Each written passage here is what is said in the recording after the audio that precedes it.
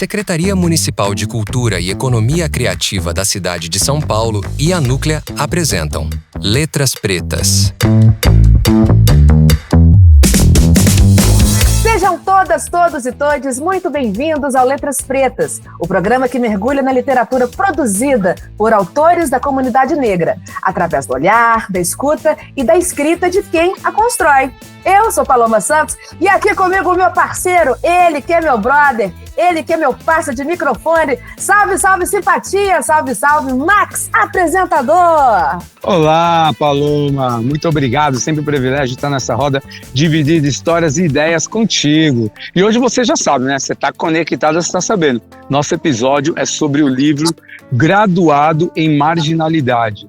E quem nos acompanha nessa conversa é a pessoa preta responsável por essa obra. Sacolinha, muito obrigado pela sua presença, meu parceiro. Seja bem-vindo. Salve, salve, galera. Tamo junto. Bora falar de livro, bora falar de literatura e de romance literário e marginal, que é o que eu gosto de fazer, que é o que eu gosto de escrever. Tamo junto, obrigado pelo convite e vamos que vamos falar de livros. Vamos que vamos! E temos mais um companheiro nesse programa, alguém que vai nos ajudar a aprofundar o papo de hoje. Eu tô falando dele, do catedrático, jornalista e leitor atento, o meu amigo Juca Guimarães.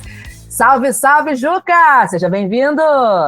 Salve, Paloma! Salve, Max! Sacolinha, bem-vindo ao nosso programa. É um prazer muito grande pra gente estar aqui conversando contigo e falando desse livro, que é uma referência, né, no romance brasileiro. Eu acho que é um livro que tem particularidades interessantes em relação à inovação, tanto de leitura, de contexto, como também de narrativa para apresentar os personagens, assim, dar um ritmo, uma força muito grande. Eu defini esse livro como um livro cortante e muito atemporal no que diz respeito ao contexto de violência e também um pouco da vida dos personagens, né? Acho que todo mundo no Brasil inteiro que vai ler o seu livro, tem um mínimo de vivência com a periferia, reconhece em várias quebradas um pouco de Jardim Revista, um pouco de Jardim Varão, um pouco de Jardim Margarete. A sua Suzano do livro, que eu acho que é uma Suzano de memória dos anos 2000, lá no começo dos anos 2000,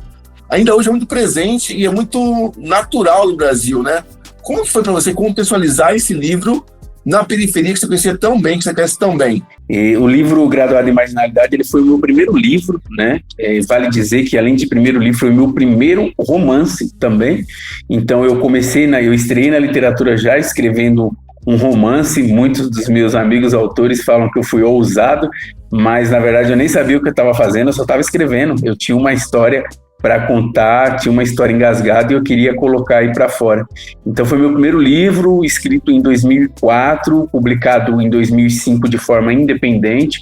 Hoje ele está na sua terceira edição, é o meu livro de 13 livros publicados, é o meu livro mais lido fora do Brasil e em língua portuguesa, né, porque ele é um livro que não foi traduzido ainda, mas muitas universidades, né, principalmente nos Estados Unidos, que estudam a literatura brasileira, leem o livro Graduado em Marginalidade. Ele se passa entre a década de 90 e o início dos anos 2000, e o cenário dele é da zona leste de São Paulo para Mogi das Cruzes, né, para o Alto Tietê. Então a gente tem algumas cenas que acontecem em Itaquera, mas a maior parte das cenas acontece aqui na região do Alto Tietê, entre Suzano e Mogi das Cruzes.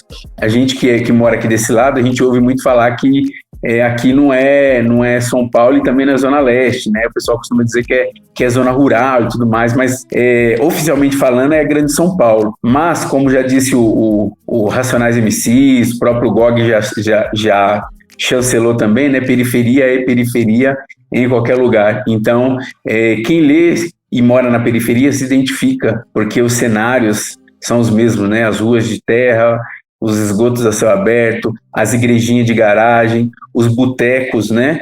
E vale ressaltar que a terceira edição agora do livro, eu fui tirar uma foto para a capa dessa terceira edição e eu fui numa ocupação que tem aqui perto, né? Então você citou aí Jardim Margarete, Jardim Varã e tal. A gente tem uma ocupação aqui em Suzano chamada Ocupação Rio Abaixo, né? Tem mais de 300 famílias nessa ocupação, e é uma ocupação assim que lembra muito a década de 1990, né? Então eu fui lá para tirar foto, né? Bem aqui do lado, realmente, são coisa de 400 metros, né? Assim, a gente captou tanta imagem parecida com a década de 1990 que eu optei por não só colocar uma imagem na capa do livro. Então eu coloquei uma imagem, eu utilizei uma imagem para cada capítulo, para abrir cada capítulo do livro, né? E eu digo isso assim porque essa comunidade, ela está tão atrasada, mas tão atrasada que a gente continua vendo lá o que a gente via na década de 1990. A gente vê ruas de terra, esgoto a céu aberto e a molecada na rua, né? Coisa que a gente não vê nos dias atuais, porque a molecada hoje em dia tem celular, está dentro de casa. E nessa ocupação, a molecada é tão pobre que não tem sequer um celular e está na rua, está ali brincando, está ali jogando bolinha de gude, né? O que é uma coisa bacana também, mas dentro das condições que elas vivem, né, não é tão bacana assim, né? Então isso aí é para contextualizar, ainda que existe esses cenários do livro Graduado em Marginalidade, existem ainda em muitos lugares aqui do nosso Brasil. E essa vulnerabilidade social, né, de falta do Estado, falta educação, saúde, infraestrutura, é um meio também, um jeito da introdução do livro explicar por que graduado em marginalidade? Porque, na verdade, lendo o seu livro, a gente percebe que você tem um personagem principal, que é o Burdão, que é um jovem dessa realidade, que de um momento para outro acaba se inserindo numa violência, num ambiente de criminalidade, para o qual ele não tinha nenhum perfil. Ele gostava de capoeira, ele tinha uma família estruturada, tinha um pai, tinha a mãe, né, ia no terreiro, mas de alguma forma ali, ele acabou entrando na marginalidade e fazendo uma espécie de carreira, uma ascensão na marginalidade. Eu vejo muito no seu livro essa dualidade de personagem. Você tem um personagem que é, de certa forma, muito carismático, muito realista, mas que também mostra o quanto as pessoas estão vulneráveis a essa violência, né? O Graduado em Marginalidade, ele é uma história. É um livro que conta uma história que no título, né, já vem ali uma provocação, né, graduado em marginalidade. Porque todo graduado, ele tem um diploma. Então, se a pessoa se forma em odontologia, ela tem um diploma de dentista, né? E aí a grande pergunta do título é: qual que seria o diploma de um graduado em marginalidade?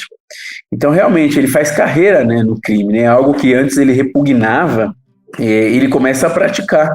E eu costumo dizer que ele foi o único instrumento que ele teve para a defesa, ele parte para o ataque. Então ele começa a fazer aquilo que antes ele repugnava, né, que é traficar. E aí vem a provocação para essa molecada, né, que está nesse meio, que pensa em entrar nesse meio. Qual que seria o diploma desse graduado em marginalidade? Então, assim, dentro do livro só tem 2 caminhos, né, que a gente costuma dizer na periferia, né, ou é C ou é C, né, CC, né, ou é cadeia ou é caixão, né. Só que no romance a gente vai trabalhando isso de uma forma que não seja tão parecido com a realidade assim, né, porque se a realidade fosse um chamariz, se a realidade não fosse ficcionalizada, a gente não precisava assistir novela, a gente não precisava ler livros.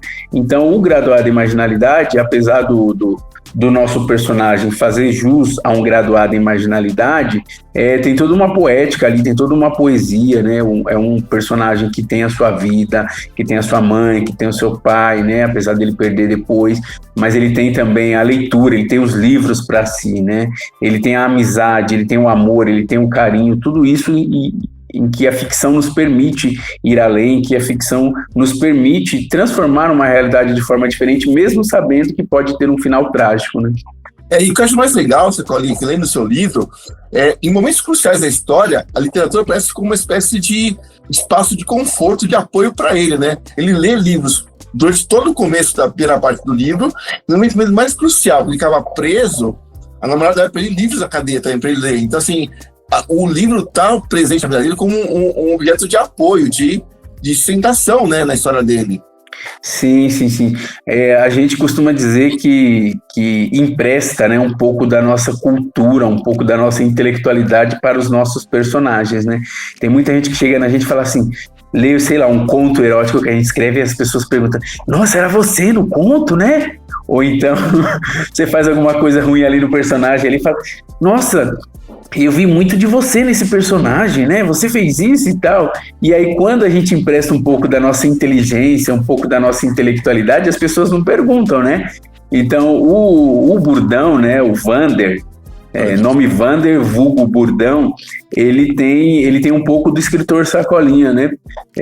No começo, quando eu comecei a ler aqui na periferia de Suzano, eu era um estranho no ninho, porque era só eu ali no meio de um monte de gente preocupada em trabalhar para pagar o aluguel, ou um monte de amigos que queria, sei lá, fumar um cigarrinho, fazer uma fita no busão mais tarde para conseguir um dinheiro, e eu ali no meio, ali lendo o livro, então eu me senti um estranho no ninho. Então eu emprestei isso um pouco, né, pro personagem, né, para que ele tivesse essa sensação que eu tinha quando eu comecei a ler, né? Então é ele ali naquela comunidade, naquela favela, lendo, né? Tentando fazer os amigos ler também, e os amigos vendo ele como um louco, como um esquisito, que vive com o livro debaixo do braço. Ô Sacolinha, desculpa te cortar, mas é dentro dessa sua linha de raciocínio aí.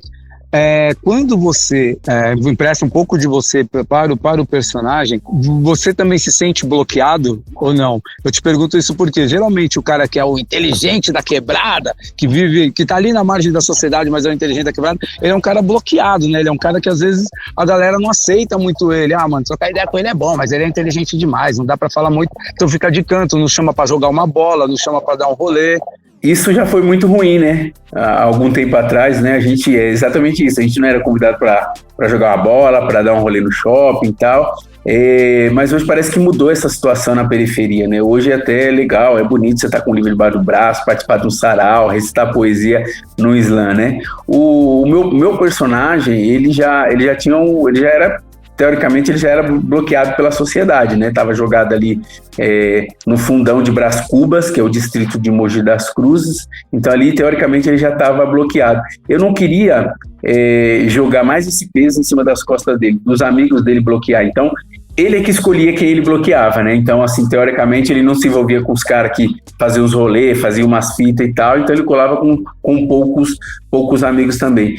E tem também o antagonista do seu romance, que deveria representar o Estado, né? Que é um policial, dando aqui um pouco de spoiler do livro, e tem todo esse antagonismo, que é um policial corrupto, que organiza o tráfico e vira o grande rival, né? O antagonista do seu personagem principal.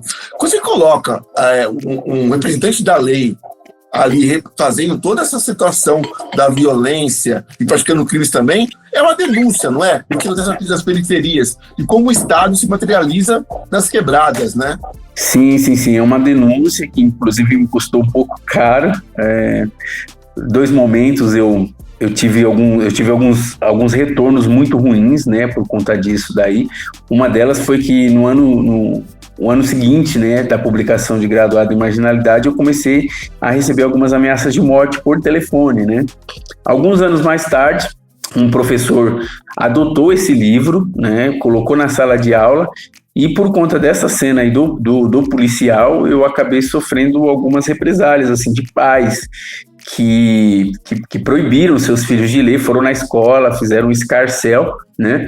Mas nesse caso o feitiço virou contra o feiticeiro, então assim, os alunos que não liam, que não queriam ler o livro, ficaram curiosos, por que os pais não queriam que os filhos lessem o livro, por que estavam fazendo uma censura do livro na escola. Então o livro ele começou a ser lido muito mais depois desse episódio, mas eu não coloquei nada de novo no livro, né? A forma como eu coloquei foi nova, foi diferente, porque eu, como filho de mineiro, eu gosto de ler e de contar histórias, então eu peguei uma história que já existia realmente, né? Não é novidade para nenhum que a gente tem uma polícia muito corrupta, muito assassina, então eu só peguei esse fato e ficcionei na história, né? De uma forma, né? Como eu contei, que foi de uma forma diferente, uma forma degradante também, né? Então a gente sabe que tem pessoas ruins em todos os lugares, né?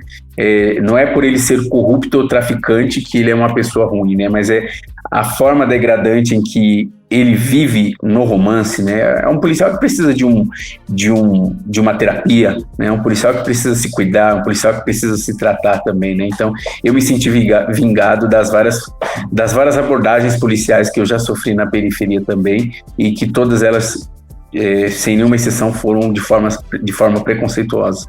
E para você que está chegando agora, este é o Letras Pretas. E hoje nós estamos conversando com o autor Sacolinha sobre o livro Graduado em Marginalidade. E eu sei que o Juca está assim, coçando para fazer mais um monte de perguntas. Eu também estou aqui, ó, cheia de dúvidas, cheia de perguntas. Fala comigo, Juca! Não, porque esse livro realmente prende, né? Literalmente, ele capta o leitor de uma forma, assim, impressionante. Você começa a ler o livro, você não quer parar, porque é um desenvolvimento da história em um período muito curto, né?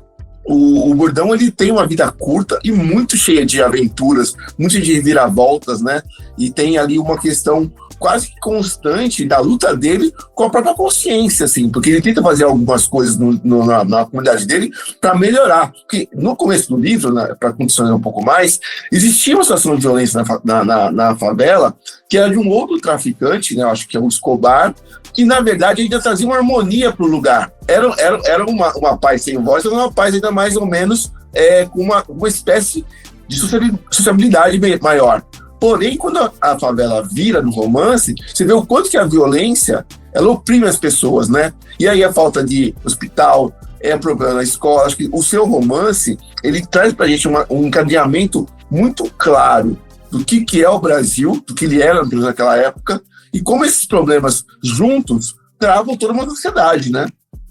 É importante você levantar isso. A gente vive um momento muito bacana de debate social, de debate na sociedade sobre as políticas públicas, né? Então, quando a gente lê um livro como Graduado em Marginalidade, que se passa entre as décadas de 1990 e os anos 2000, a gente percebe o quanto as políticas públicas são importantes e o quanto as políticas públicas mudam a periferia.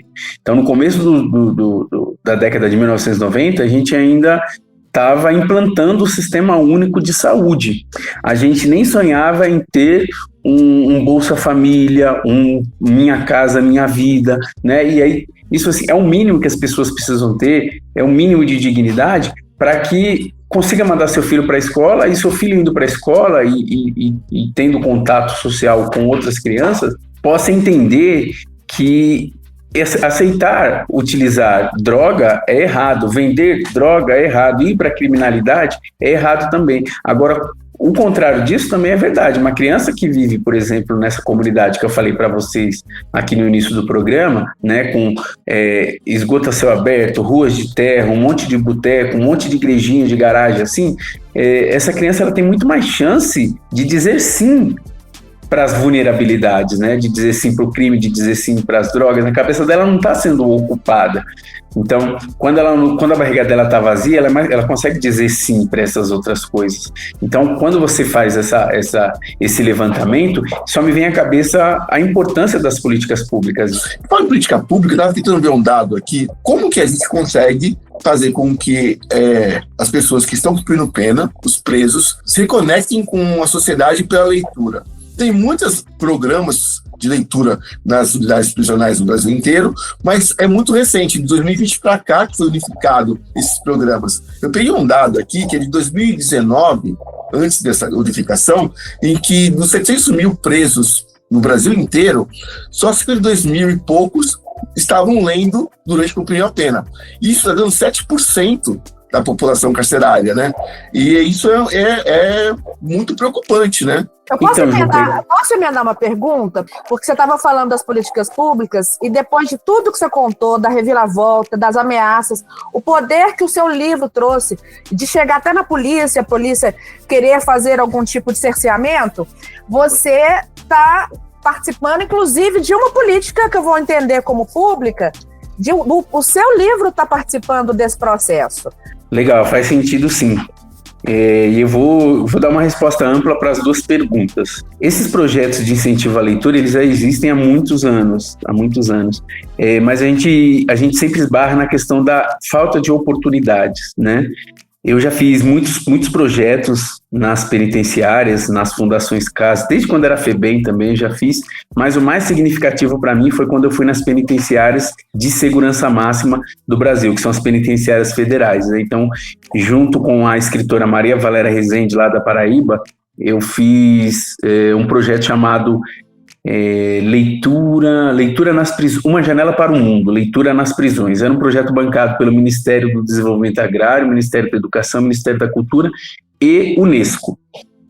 E a gente começou esse projeto em 2010, nas penitenciárias federais. A gente incentivou não, né? Eu vou explicar depois essa palavra incentivar, né? Mas a gente falou de leitura com o Fernandinho Beiramar, a gente falou de leitura com Marcola, Elias Malucos, alguns deputados milicianos que estavam presos também nessas federais. E uma coisa que a gente percebeu, assim que a gente chegou lá, eu e a Valéria, é que os presos já liam, né? Inclusive, eles leem muito mais do que a gente que está aqui fora. Porque nas penitenciárias federais, uma coisa que é óbvia é os direitos humanos, né? Então, o Antônio Cândido, ele fala do direito à leitura, né? Então, a leitura é um direito humano. Então, lá, eles têm os direitos humanos respeitados. Então, eles têm direito a ler até 10 publicações por semana, que é dividido geralmente em 5 livros e 5 revistas, né? E eles só leem 10 publicações por semana porque é somente isso que eles podem ler, senão eles leriam muito mais, né? Porque tempo lá dentro a gente sabe que eles têm também.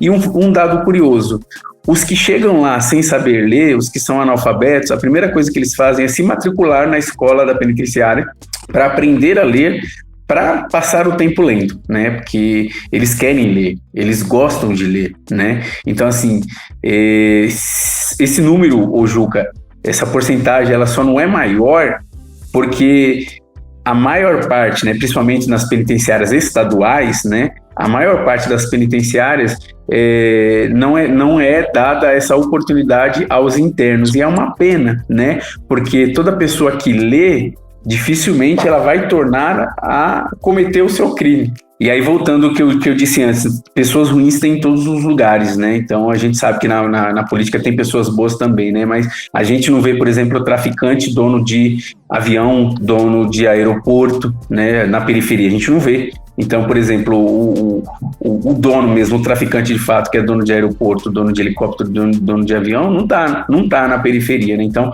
para mim é uma grande honra estar participando do projeto de leitura nas penitenciárias, não só como um protagonista ali dentro, ali incentivando a galera a ler também, os internos a ler, mas também com os meus livros lá dentro também, né? Porque a gente incentiva tanto as pessoas a lerem outros livros, por que não o nosso livro não fazer parte desses projetos também, né? E o Graduado em Marginalidade, só antes de você falar, Max, ele é best-seller na Fundação Casa. É muito bacana ver a molecada traficando o livro Graduado em Marginalidade. Assim, a mãe vem visitar, fala: mãe, eu terminei de ler esse livro, por favor, leva para a Dona Maria. Quando ela for visitar o filho dela, ela vai entregar esse livro para ele lá. Assim. Então, Graduado em Marginalidade dentro do sistema prisional é um livro mais lido, e que bom que está sendo lido, porque o final do nosso personagem, ele é um final que não compensa, né? Então, muitos deles vão rever os seus crimes, rever os seus erros na sociedade.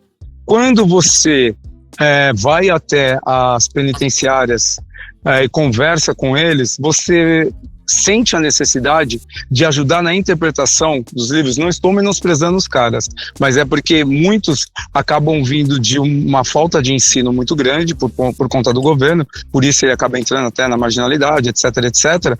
Então, muitas vezes você precisa ajudar na interpretação. Por que eu te pergunto isso? Porque eu cantei rap muitos anos, fiz parte do DMN muitos anos, e eu percebia que às vezes a gente ia trocar ideia com a galera que estava no show, que curtia, eles não entendiam as nossas letras. Mesmo porque se eles entendessem as nossas letras, de repente ele não estava ali no show usando uma droga. Isso aconteceu contigo? Cara, não só dentro da penitenciária, assim, é importante separar, né? A penitenciária federal, vou até contar um episódio aqui que ocorreu lá com o Luiz Fernando da Costa, né? Conhecido como Fernandinho Beiramar, né? Quando a gente estava terminando a oficina, ele falou assim: pô, a gente está preso aqui, a gente não tem muito contato com o mundo aí fora. Quais livros vocês indicam pra gente aí? Aproveitar que vocês estão aqui, indica alguns livros pra gente aí, que a gente vai procurar aqui na biblioteca da penitenciária. E aí a Valéria começou a indicar só os livros pesados e tal, né? E aí todo livro que a Valéria falava, ele falava assim: eu já li. Aí eu pensei, também vou jogar pesado, né? Aí eu indicava Guerra e Paz, do Tolstói, já li. Grande Sertão Veredas, Guimarães Rosa, já li. Aí chegou uma hora que eu falei assim pra ele: então você indica livro pra nós, né? Porque assim, ele tava lendo só os livros, né? Os clássicos, aqueles livros bem top mesmo, assim. Então há uma diferença, né? Quem tá preso ali na Federal, muitas vezes, É uma galera mais assim do crime intelectualizado, uma galera que lê, uma galera que sabe o que fala, né? Pensa muito no que vai falar, no que vai fazer. Agora, é diferente nas penitenciárias estaduais, nas fundações casa também, porque justamente isso que o Max falou, né? O estudo é muito pouco, né? Muitas vezes, quando eles chegam na penitenciária, faz tempo que eles não pisam na escola, no chão da escola, né? Já saiu para ajudar a família, às vezes não conseguiu trabalhando ali de forma lícita e acabou indo para a criminalidade, aí cai lá dentro e aí é o momento em que você fala para ele, e agora? Vamos estudar, né? Então o conhecimento é muito pouco, mas eu digo que não só dentro, não só na penitenciária, né? Mas fora dela também, a interpretação é muito pouca da galera, né? Muitas vezes você posta hoje em dia na internet, lá no Instagram da vida, você posta lá, show do DMN em Mogi das Cruzes, dia 19 de novembro, às 20 horas. Aí a pessoa vai lá e fala assim, legal, né? No comentário, legal, que dia que vai ser? E tá tudo lá no flyer, né? Então as pessoas, eu costumo dizer, eu tô na escola dando palestra, né? Eu falo pra molecada assim, ó, nem todo objeto que passa pela retina garante a percepção. Aí eu falo, agora vamos estudar essa frase. E eu falo, às vezes passa ali por você, ali na sua frente, assim, uma caneta, e você, legal, uma caneta, mas não garantiu a percepção porque você não sabe que cor que é essa caneta, como que é essa caneta, que marca que é essa caneta, porque a gente costuma ver, mas não costuma enxergar. A mesma coisa com o texto literário. Se a gente não consegue interpretar um simples flyer na internet ou uma caneta que passa na frente dos meus olhos, o que dirá de uma poesia, o que dirá de um texto literário, de um conto. Então, muitas vezes a gente tem que parar, ler, enxergar e observar. E esse trabalho eu costumo fazer com eles, porque assim, sempre tem aquele uau no final, né? Quando eles falam, então conto quer dizer isso? E é isso que me arrepia, sabe? Que conversa maravilhosa, mas infelizmente nosso tempo está acabando, mas a gente ainda tem um quadro, é o nosso bate-letra. Sacolinha, bate-letra, você já entendeu, é coisa rápida. Defina seu livro em uma palavra. Potente. Defina-se em uma palavra. Resiliente. E qual a conexão entre essas duas palavras? Força. A gente que é de periferia, a gente que é negro, né? A gente que é das décadas de 1980, 1990, a gente tem que ter força para tudo, a gente tem que ter força para ser resistente, resiliente, a gente tem que ter força para ser potente, porque muitas vezes você não resta escolha para você. Você olha para um lado, você não tem um pai, aí sua mãe e seus irmãos, né, que foi a minha realidade, estão precisando de você, e você não tem escolha, você não pode ser fraco. Você tem que ter força, você tem que ser potente. Então, por isso a força tá aí, né, cara? Gente, que papo delicioso. Mas chegamos ao fim de mais um episódio do programa Letras Pretas. Muito obrigada, mais uma vez, pela generosidade em dividir sua escrita e seu pensamento com a gente. Nossa, é muito gostoso ter esse tempo para falar de literatura, aprofundar numa obra que, mesmo depois de 20 e tantos anos que ela foi escrita, ainda está presente, não como um exemplo do que está errado, mas também como uma janela do que pode mudar e do que já mudou também. Porque se não se esquecer nosso passado recente, ficava patinando as mesmas histórias. E você que nos ouviu até aqui, fica o convite, eu vou repetir, fica o convite. Leia o livro Graduado em Marginalidade. Compartilhe esse episódio e siga com a gente nessa jornada. Letras Pretas é um espaço de escuta, reflexão e celebração da escrita preta. A gente se encontra no próximo episódio. Até mais, valeu, tchau! Você ouviu Programa Letras Pretas, uma apresentação da Secretaria Municipal de Cultura e Economia Criativa da cidade de São Paulo, através do PROMAC, Programa Municipal de Apoio a Projetos Culturais, e da Núclea. Apoio Cultural, Shopping Pátio Paulista.